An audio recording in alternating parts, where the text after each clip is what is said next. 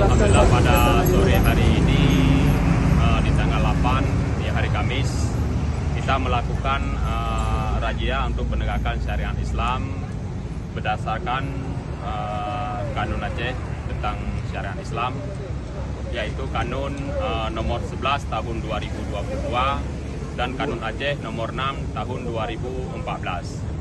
Jadi ini hari cuma razia dalam berbentuk pembinaan.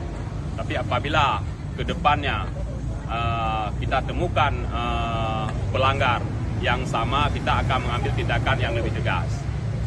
Dan razia seperti ini terus kita laksanakan di tempat-tempat yang lain dan di kesempatan yang berbeda.